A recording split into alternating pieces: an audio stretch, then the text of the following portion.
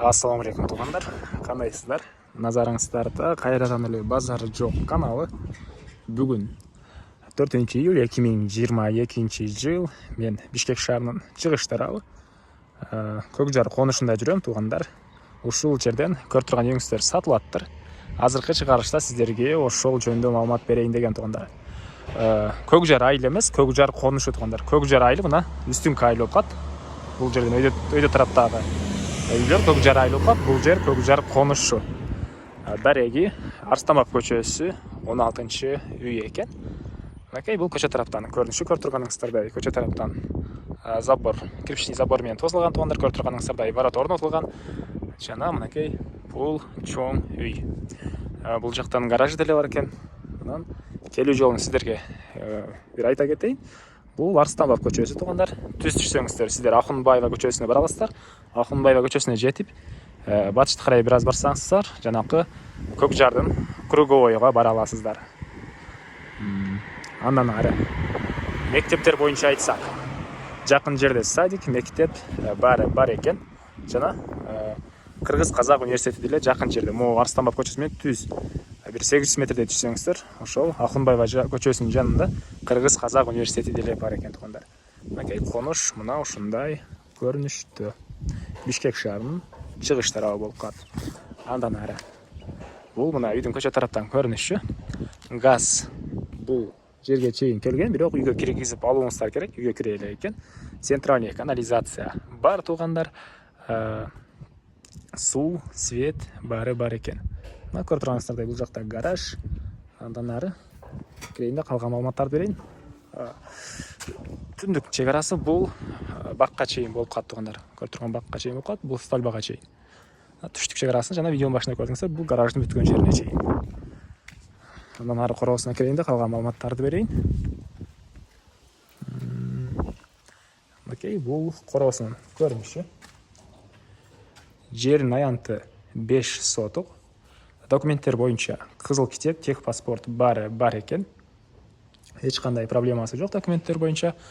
Окей, алды тарабында көрүп турганыңыздардай навес.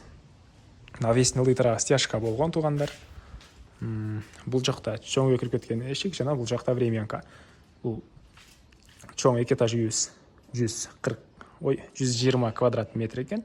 Жана алды тарабында бул жактагы 3 бөлмөлүү үй, ал 65 квадрат метр. Жерин аянты 5 соток. Жана стеналары бул 3 бөлмөлүү үйдүкү времянканыкы сокмо, а чоң үйдүкү кирпич туғандар. Анан эң эле бул жактагы чыгыш тарабында баня деле бар. Андан кийинки бул жакта үйдүн ички тарабынан гаражга кирип кеткен дарбаза бар экен. Азыр сиздерге биринчи болуп бул чоң үйдүн ички тараптарын көргөзөйүн, андан соң короосуна чыгып бул жакта калган маалыматтарды берем туғандар. Мынакей бул үйдүн негизги кирүүчү эшиги. Айта кетчү нерсе, үй тышкы тараптан утеплетилген. Үй тышкы тараптан утеплетилген.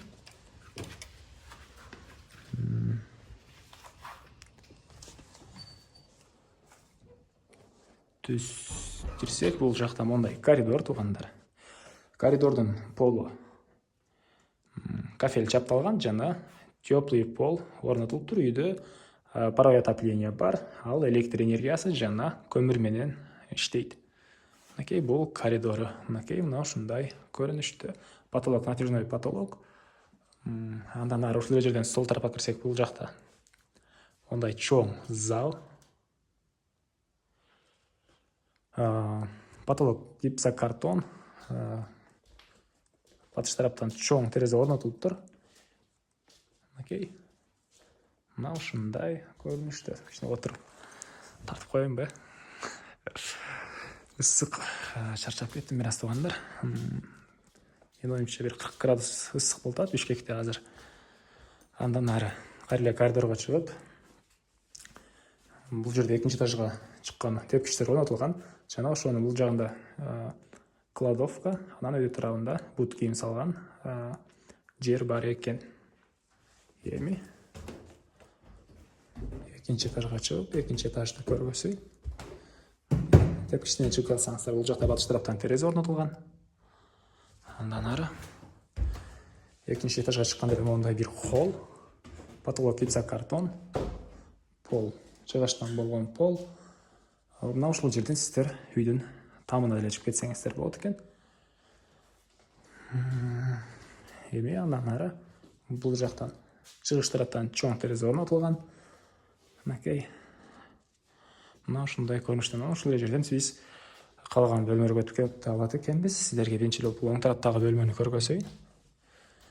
Бул жерде мындай бир бөлмө. Дуалдар обой. Потолок гипсокартон. Батыш тараптан терезе орнотулган. Пол ламинат экен туугандар. Окей, мына ушундай көрүнүштө. Эми андан ары кайра холго чыгып, оң тарапка кайрылсак. Бул жерде мондай бир бөлмө бар. Түштүк тараптан терезе орнотулган. Дуалдары обой. Потолок гипсокартон. Анан бул мебель калат экен туугандар. Анан кухня мебелдер калат экен. Дагы кээ бир мебелдер калат. Аны келгениңиздерде үй ээси менен өзүңүздөр дагы сүйлөшүп биле аласыздар туугандар. Эми андан ары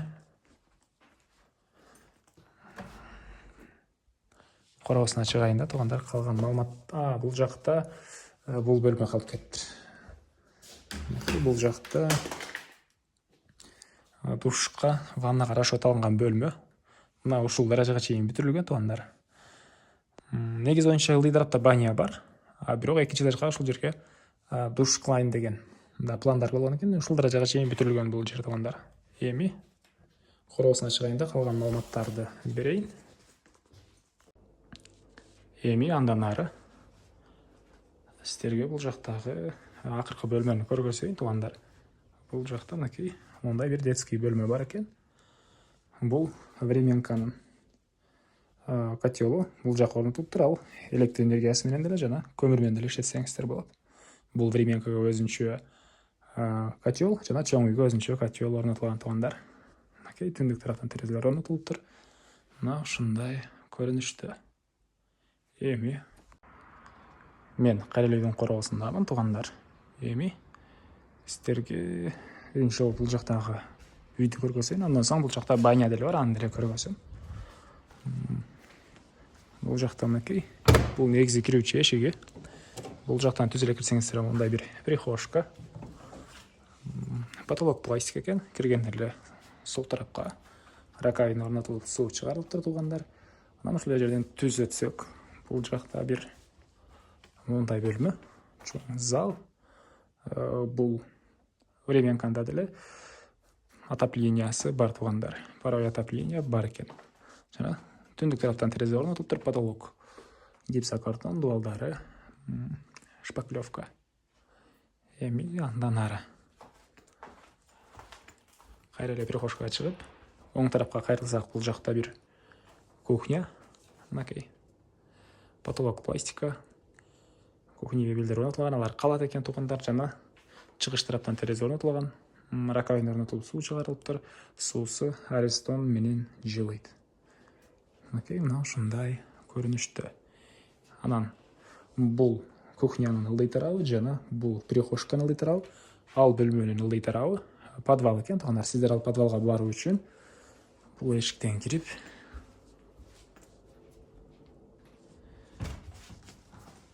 бул жак менен түшүп кетсеңиздер, подвалга бара алат экенсиздер туугандар.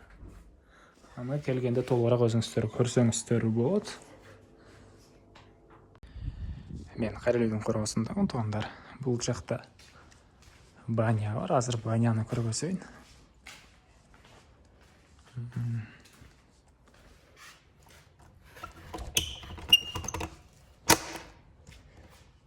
Бул жакта баня.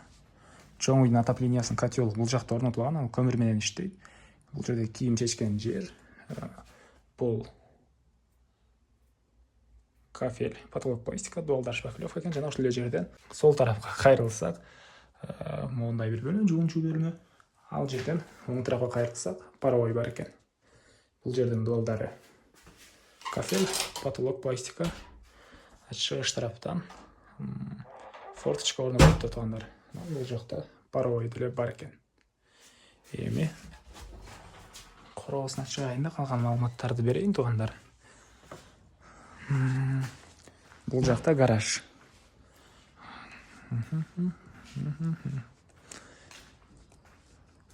Окей, бұл үйдің алды тарағы. Бұл жақта бұға шейін газон егіліп тұрған екен. Туғандар азырғы учурда мондай чөп, жана өрік бағы, черешня, вишня бақтары бар. Төрінде чоң отынқана, бұл жақта дағы бір отынқана. Қалаған біреусіне көмір қойып қалсаңыздар деп болады. Жана ошондой эле үйдүн чыктыргандағы туалет. Ал жақта летний душ, бурс, ушундай нерселер бар экен. Негизи боюнча үйдө центральный канализация бар. Бирок бул душтун суусу ошол жактагы септикке куюлат экен. А банянын үйдүн чыгарындагы раковиналардын суусу канализацияга агат тугандар. А бул үйдүн түндүк тараптан көрүнүшү. Эми бир эле айтылбаган баасы калды окшойт. Бул үйдүн баасыны $75,000 деп атышат.